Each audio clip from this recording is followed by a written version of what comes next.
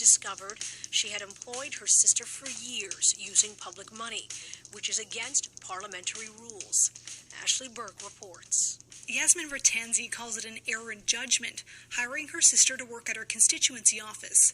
She issued an apology late last night on Facebook, more than 30 hours after CBC News asked Ratanzi why she had her sister on the payroll for years in violation of parliamentary rules. It's a hard day. I was elected in 2004 with Yasmin, so it's a very difficult day. Mark Holland is the chief government whip.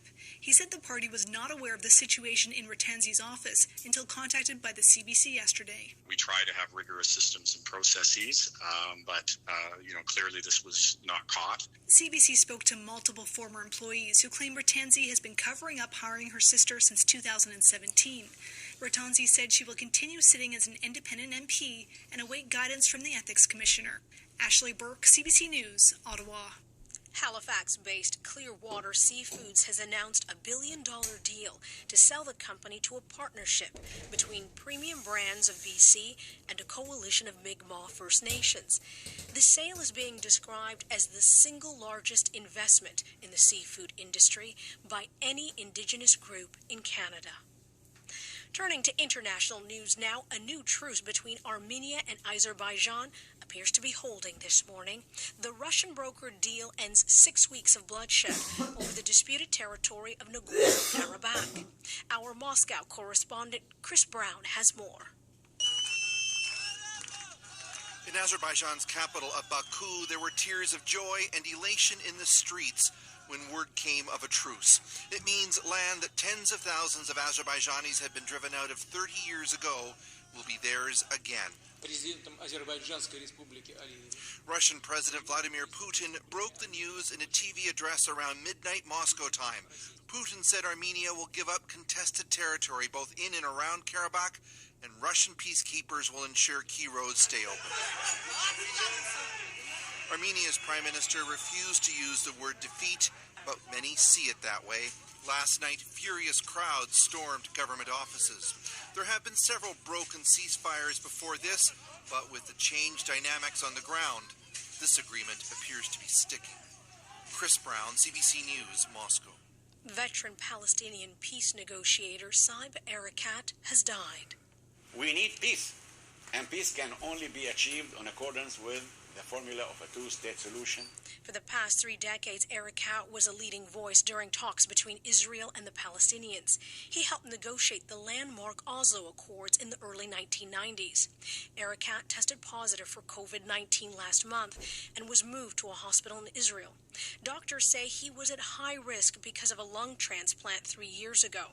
Palestinian President Mahmoud Abbas paid tribute to Erekat this morning, calling him a great fighter and saying his death is a great loss.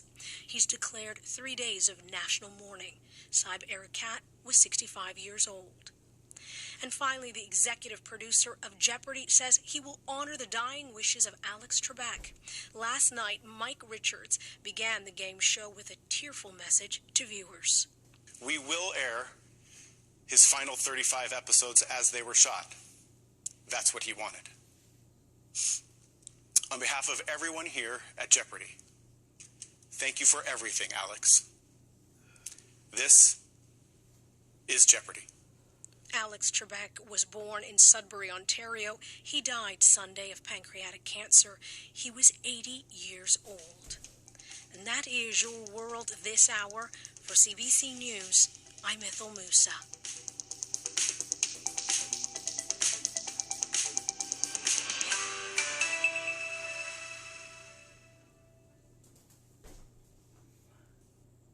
From CTV News at 7:29 a.m. today. Hello, I'm Catherine Dow from the CTV Newsroom in Winnipeg. Here are the top stories. The trial begins today for the man charged with killing 10 people in a van attack in Toronto. Alek Minassian faces 10 counts of first-degree murder and 16 counts of attempted murder. He has admitted in court to planning and carrying out the attack on April 23, 2018. The judge has said the case will look into Minassian's state of mind at the time. Canada is seeing a surge in new COVID-19 cases in many parts of the country. In total, more than 4,600 new cases were reported just yesterday. The hot spots are in the Prairie provinces and in Ontario and Quebec, where they are still recording more than 1,000 cases a day. Prime Minister Justin Trudeau was the first world leader to speak with U.S. President-elect Joe Biden. The Prime Minister's office says they talked about working together on the global pandemic, as well as the detention of Michael Kovring and Michael Spavor in China. Other issues they touched on include climate change, global security, and addressing anti-black racism. And action on the hard court could be back before Christmas. The NBA and Players Association have reached an agreement to start the season on December 22nd. It's for a 72-game schedule with free agency next Friday. It will now go to a vote by the NBA's Board of Governors. For all the day's top stories and breaking news as it happens, tune to CTV News Channel or go online to ctvnews.ca. I'm Catherine Dow. From CNBC Tech Check at 4:51 p.m. yesterday. I'm Kate Rooney, and here's your CNBC Tech Check. Shares of Disney up more than 9% after drug makers Pfizer and BioNTech reported positive results for their COVID-19 vaccine trials. Traders have spent the last several months piling into tech stocks that benefited from people staying at home, such as Zoom Video and Peloton. Disney has continued to feel the impact of the pandemic, laying off 28,000 employees across its parks. And Virgin Hyperloop announced that humans have traveled in its super-fast vacuum tube for the first time, but at limited speeds. The futuristic mode of transportation, which involves firing a pod through a low-pressure tunnel, was tested by the company's chief technology officer and director of passenger experience. They traveled 500 meters in 15 seconds on a test site outside of Las Vegas, reaching 100 miles per hour in the test. Tech CEOs congratulated the President-elect Joe Biden and Vice President-elect Kamala Harris after their victory in the presidential election. Amazon CEO Jeff Bezos said their victory signifies, quote, unity, empathy, and decency are not characteristics of a bygone era. Microsoft founder Bill Gates, a vocal critic of Trump's coronavirus response, said he looks forward to working with the new administration and leaders on both sides of Congress in getting the surging pandemic under control. And Facebook COO Sheryl Sandberg and Priscilla Chan, wife of Mark Zuckerberg, both congratulated Harris on her historic victory. And that's it from the West Coast. We'll see you right back here tomorrow. From DW News Brief at 6 a.m. today.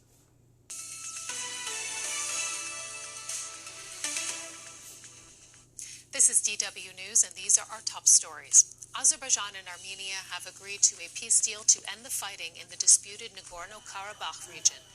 The truce was met with celebration in Azerbaijan's capital, Baku, and anger in Armenia, where protesters invaded the parliament. The truce, mediated by Russia, allows Azerbaijan to keep territorial gains that it made in the region since fighting erupted in September. U.S. Attorney General Bill Barr has authorized federal prosecutors to look into allegations of voter irregularities in the presidential election. It's the first time he addressed President Trump's repeated and unsubstantiated claims of widespread fraud since last week's election, which was won by Democrat Joe Biden. Longtime spokesperson and veteran peace negotiator for the Palestinians, Saeb Erekat, has died at the age of 65 following complications related to COVID-19. He had been hospitalized last month for treatment after his condition deteriorated. Palestinian President Mahmoud Abbas has declared a 3-day mourning period. This is DW News from Berlin. Follow us on Twitter and Instagram at DW News or visit our website, dw.com.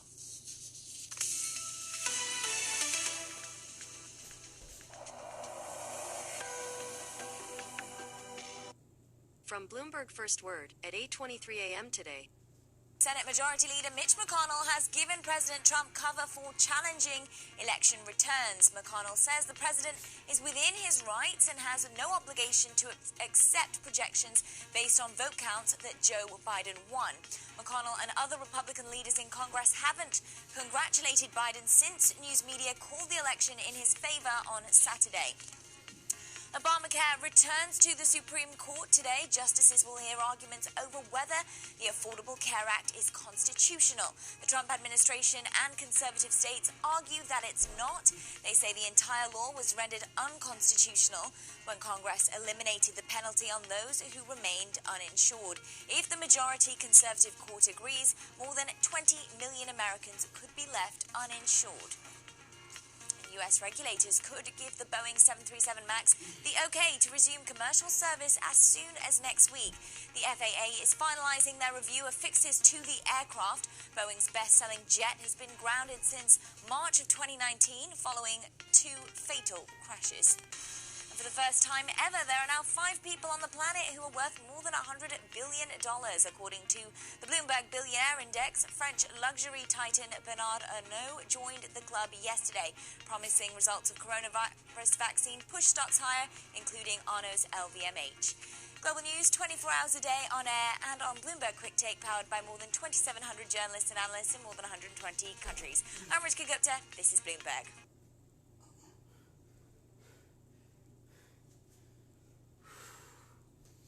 All right, guys. Podcast. Device that you can try right now, risk-free for 30 days. There is no substitute for the Theragun Gen 4 with its OLED screen, personalized Theragun app, and the quiet technology and innovators.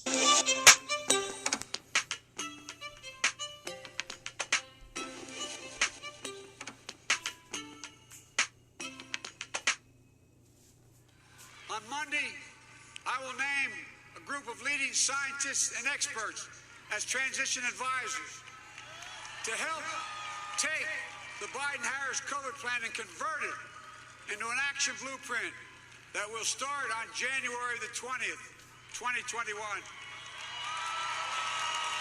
That plan will be built on bedrock science. It will be constructed out of compassion, empathy, and concern. I will spare no effort, none, or any commitment to turn around this pandemic. President-elect Joe Biden gave his victory speech Saturday night, stressing he would hit the ground running on COVID-19. His timing couldn't be better. The United States hit 10 million confirmed cases today. We're seeing 100,000 new cases a day, hospitalizations are up, deaths are up, and the outgoing guy shows little to no interest in doing very much about any of it. In fact, it was reported that Mike Pence, who's supposed to be in charge of the White House's coronavirus task force, is heading to Florida tomorrow for a vacation. Yeah. The former Vice President, Joe Biden, once again spoke to the American people today, echoing what he said on Saturday. The bottom line, I will spare no effort to turn this pandemic around once we're sworn in on January 20th. Dylan Scott, you cover healthcare for Vox. Biden announced this task force officially today. How is it different from the one we got, other than, the guy in charge of the one we have is taking vacation right as things have gone from worst to worst? So Biden has appointed a lot of prominent public health experts. It's people who have been advising his campaign for a while, people like Vivek Murthy. And we know that you've got to bring together all of the resources in the public and private sector. You've got to communicate with one voice, lead with science, and get resources to people on the front line. Those are tried and true principles of pandemic response. Who's the former U.S. Surgeon General under President Obama, David Kessler, who's a former FDA commissioner. There are people like Zeke Emanuel and Julia Morita, who's a former Chicago health commissioner. So it's a pretty broad coalition of folks who have various levels of expertise that will be important for responding to the COVID-19 pandemic. In terms of how it differs from the White House task force, the most obvious example is, Scott Atlas has kind of become the most important White House advisor on COVID-19. Those who are not at risk to die or have a serious hospital requiring illness, we should be fine with letting them get infected, generating immunity on their own. And the more immunity in the community, the better we can eradicate the threat of the virus, including the threat to to people who are vulnerable. That's what herd immunity is. And the kind of people that Biden has appointed, I think, envision a much more sort of proactive intervention on the part of the federal government. Well, let's go through what this Biden task force can do instead of just giving up and banking on herd immunity and, who knows, hundreds of thousands, if not millions of deaths that would entail. What more can be done on testing? So I think there's a couple of things. One, making rapid testing widely available, more widely available, much more widely available. But it also means changing some of the criteria and the guidelines for who gets tested. You know, the Trump administration has, through much of the pandemic, had a pretty restrictive criteria for who should actually get tested. We know that really you need to be doing as much testing as possible. You need to be testing out in the general population, not just people who are showing symptoms, because that's the only way you're going to catch some of these infections early, encourage people to isolate, and thereby help reduce some of the spread. And then, Biden has talked about creating a pandemic testing board that would be responsible for making sure that we have the right testing resources in the right places across the country, depending on where, COVID-19 is ramping up versus some places where it might be ebbing and they don't need as many testing resources. Something that a pandemic testing board could do is say, like, all right, we need to send more supplies to California or to Kansas or wherever is experiencing a spike in COVID-19 cases, because that's where the emergency is right now. And right now, we don't really have that kind of national coordination of testing. It's much more of a free-for-all, states having to figure out on their own how to get their hands on the supplies they need. So again, I think Biden envisions a much more proactive role for the federal government in managing testing resources and trying to make sure that everywhere where more testing is needed, they're able to get results in a timely fashion so that we can really start to clamp down on new infections. You mentioned that Zeke Emanuel will be on Biden's coronavirus task force. He, of course, advised the Obama administration on health policy as well. We had him on the show months ago to talk about the coronavirus, and he stressed the importance of contact tracing. Contact tracing depends upon being able to identify COVID-positive people and then look at their contacts rapidly. That's where technology really needs to come in, and then get those people tested. That is the nature of the game. And, of course, the Trump administration has not. Is this something that the incoming Biden administration will finally ramp up? Yeah, I think this will be another point of emphasis for the Biden administration. That's certainly how countries like Germany and South Korea have managed to keep their outbreaks under relative control, is a very aggressive testing and tracing program.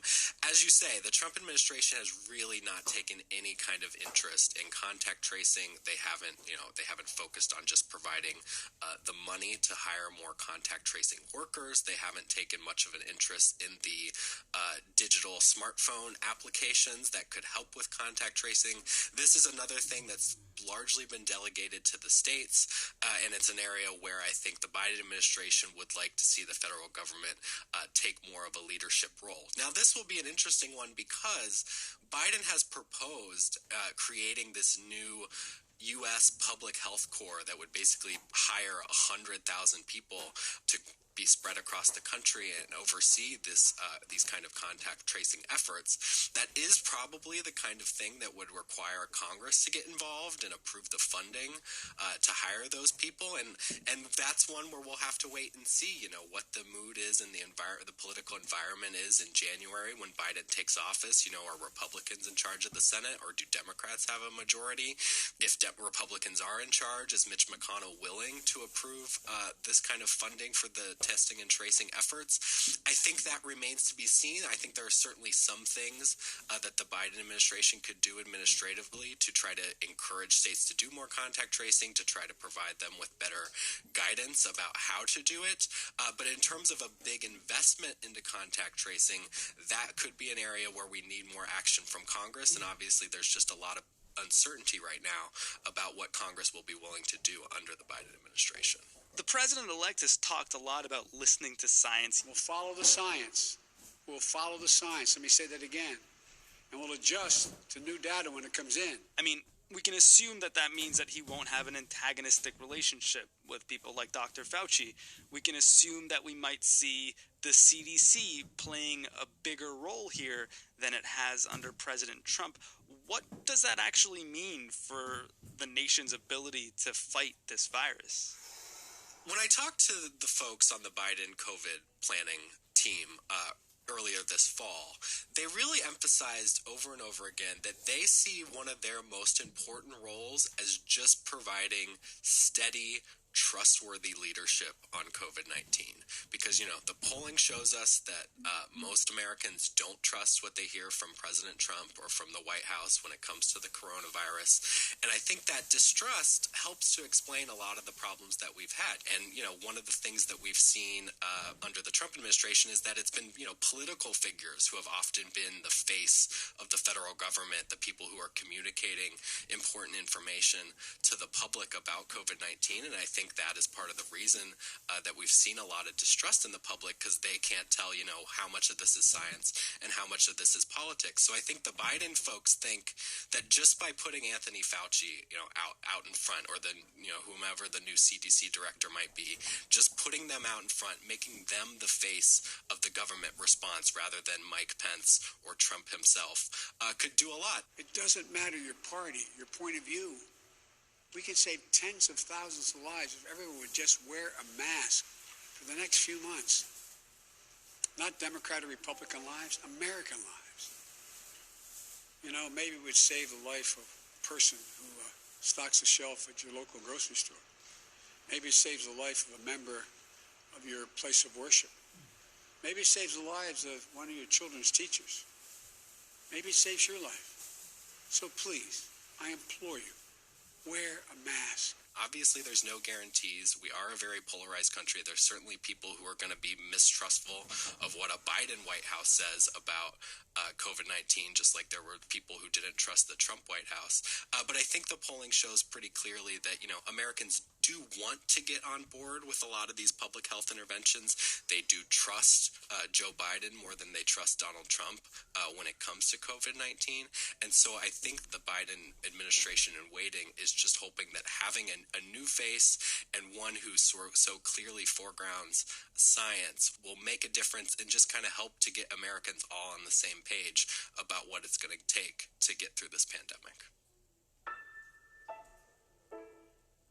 Is it going to be too late, Dylan? I mean, is this thing just going to be wildly out of control and even potentially on the path to Scott Atlas's dream of herd immunity by the time Joe Biden takes office, along with this task force he's building in mid to late January? It's hard to predict too much in terms of how many cases we're going to see, how many deaths we're going to see by January.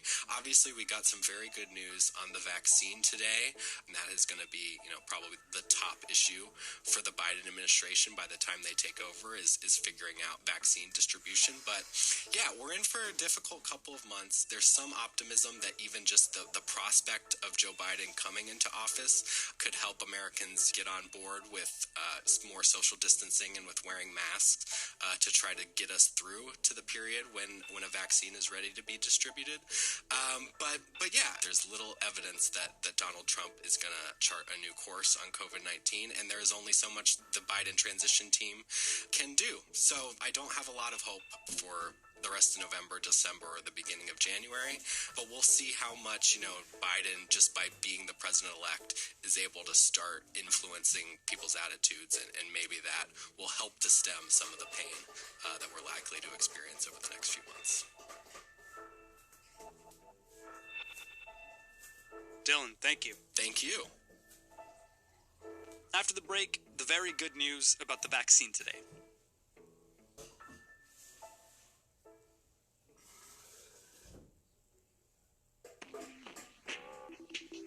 Support for the show today comes from Allbirds. Shout outs to all my people out there who think about where their clothes come from and how they're made.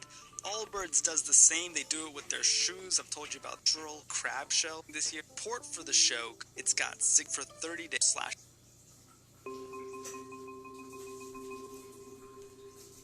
Umair Irfan, you report on Science for Vox. As our colleague Dylan just mentioned, there was big vaccine news, and you've been covering the vaccine news for Vox as well. What is the big vaccine news of the day? The pharmaceutical giant Pfizer and one of its collaborators, a company called BioNTech based in Germany, They announced today that their clinical trials for their COVID-19 vaccine candidate showed that their vaccine was 90% or more effective at preventing the infection. 90%? Yeah, that's a pretty high number, and it's pretty good news. It is a great day for science. It is a great day for humanity. Is this like break out the champagne across the world like we saw on Saturday, or is this kind of different kind of news? Well, there are a number of different caveats with this news as well. One big one is that this is only drawn from a very small sample size. This was only based on 94 reported infections in a sample pool of more than 40,000 people. The other big caveat here is that they announced these results in a press release. They didn't publish their data. They didn't have any peer-reviewed findings. So we only have the company's word to go on. Now, there's no reason to doubt the company or presume that they're lying or misleading, but they are for-profit companies and they have, an interest in promoting good news. And we've got some breaking news on Wall Street right now this Monday morning. The announcement from Pfizer seems to be responsible for the market soaring to a certain extent. Right now, as you can see, the Dow up over 1,000. That's almost 4 percentage points. And of course, the world seems to be reacting pretty positively to this good news. I've heard. Help us contextualize what the testing of this vaccine suggests for its efficacy. So the way a trial works is you have to get a large number of people in phase 3, and you sort them into two categories. One group gets the vaccine, one group gets a placebo. And then you just kind of let them out into the world. We can't deliberately infect people with the virus, so we just kind of have to wait and see how many people get infected. And once they clear a certain benchmark, we can look and see which group they fell into. So if you looked at the 94 people that were infected, the majority of them were probably in the placebo group, meaning the people who got the vaccine, very few of them got sick, but most of the people who did get sick did not get the vaccine at all. That seems to indicate that the vaccine is very effective. But again, this is a preliminary benchmark. The company has said so itself. The trial, they say that they're not going to run it to completion until they confirm and detect about 164 cases.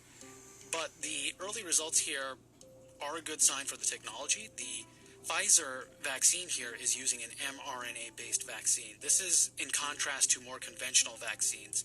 The old school vaccines used the whole virus that was either weakened or killed off, or a fragment of the virus. In this case, they're using genetic information that's used to make parts of the virus. And this is a completely new technique. This has not been tried before on large scales in humans, and the fact that they were able to get good results is an important validation of this technology, and it means that this is something that we could be using from here on out. And other vaccine manufacturers are also using similar genetic-based vaccines, companies like Moderna, and so that's also a good sign for them as well. But again, this is a very limited sample size. We're not talking about a huge positive result, but the fact that they were able to see a positive result this early does indicate that they're on the right track.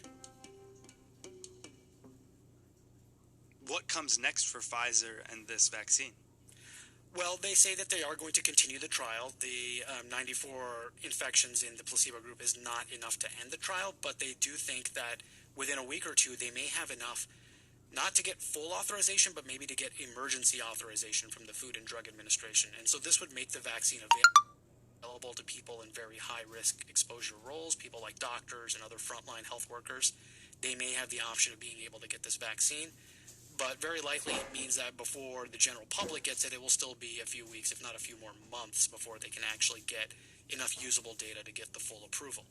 We're still in the early stages here, Mayor, but can we just talk for a second about the scale involved here in potentially vaccinating the world?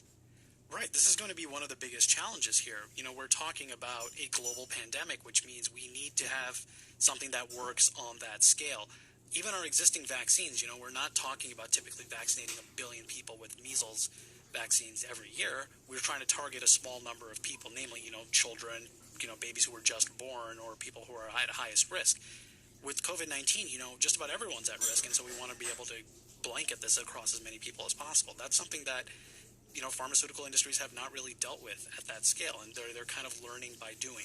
One of the things that they've done already is starting to build the manufacturing capacity, even though they haven't received approval for any of these vaccines. So there are already factories and facilities being built up. Companies are already investing in the supply chain and the distribution, knowing full well that some of their candidates will not pan out. And there's been a lot of cooperation, a lot of governments that are funding these at risk. Some private nonprofits and some philanthropists are also investing in vaccines, expecting that most of them won't pan out. But they're trying to get ahead of this as much as possible because they know the scale of this is going to be unlike anything we've ever seen before. Okay, and so if that totally unprecedented thing can be accomplished, could this vaccine be, the one that could bring back some more of that normalcy people are looking for, or should we put that dream on the shelf and not look at it for a while? Well, there are some moving parts here that we have to think about. Now, 90% efficacy, which they're reporting, that means that 9 out of 10 people who get the vaccine will have some form of protection. We don't know what that protection actually is. It could be that the vaccine completely prevents infection altogether, and that would be great. It would mean that basically if the virus jumps into somebody who has the vaccine, it'll come to a halt. But it could also be that the vaccine protects only against severe illness. So this may keep you out of the hospital, but it might not prevent you from getting the sniffles or feeling mildly under the weather. We know, though, that people with mild symptoms can still spread the disease. And so it may be the case that this vaccine, while it may offer most people some form of protection, it may not be enough to bring the disease to a halt. Now, the other element of getting back to normal, is this idea of herd immunity. We need to have enough people in the population immunized and resistant to the virus such that it can't jump easily from person to person. And with a highly efficacious vaccine, as this looks like it is, that means you don't need to vaccinate as many people to reach that benchmark. But you still need to be vaccinating millions of people. And right now, in the clinical trials, we're only testing tens of thousands of people. So this is something that's orders of magnitude more complicated, more logistically intense than what we've been doing to date. So this requires a huge scale up in production, in administration. And another thing to remember about this vaccine is that this is a 2-dose vaccine, and the 2 doses have to be spaced about 3 weeks apart. So however many doses we manufacture, you have to basically cut that in half in order to get viable doses, and then you need a tracking apparatus to keep people in check and also to make sure that they get the right dose of the vaccine at the right time. Now, with Pfizer's vaccine in particular, there's one additional caveat. This vaccine can be highly unstable at room temperature, and so they have to keep it extremely cold, something close to minus 80 degrees Celsius, which is about minus 112 degrees Fahrenheit.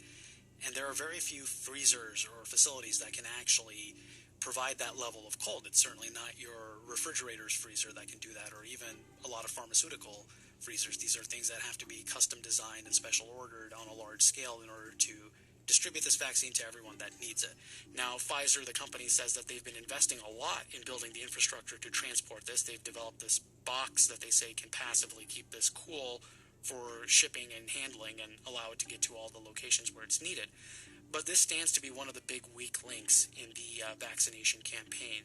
The cold chain, making sure that vaccines stay cold and stay viable in that process. That's going to be a huge challenge.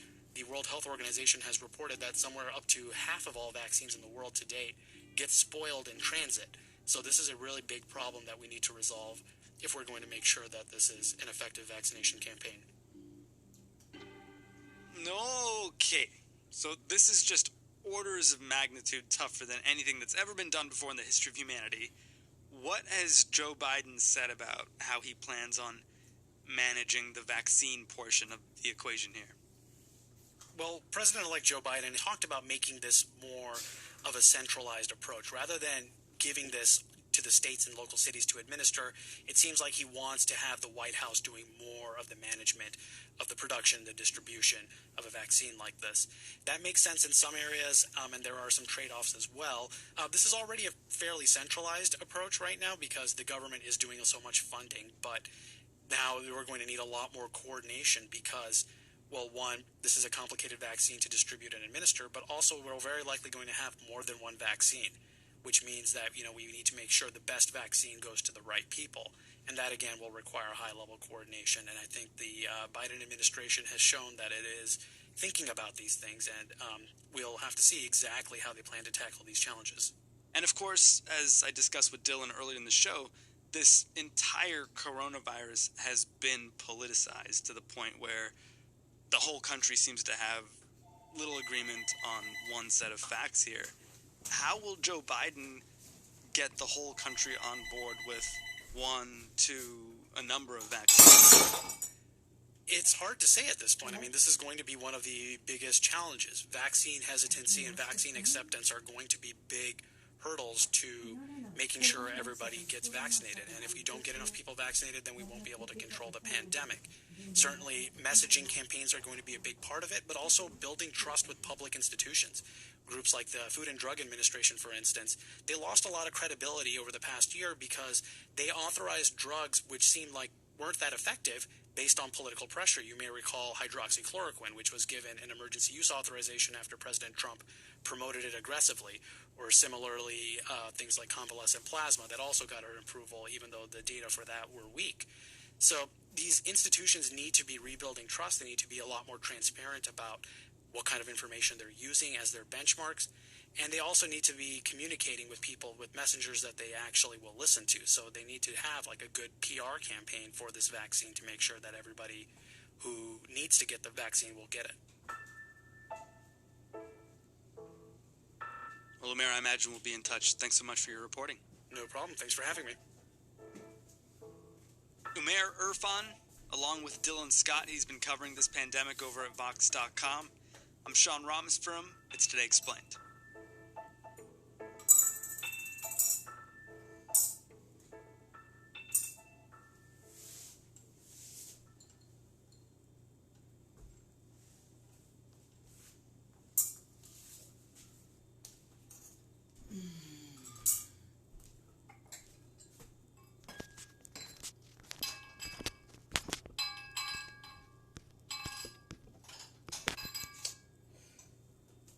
Bam. We did it, guys.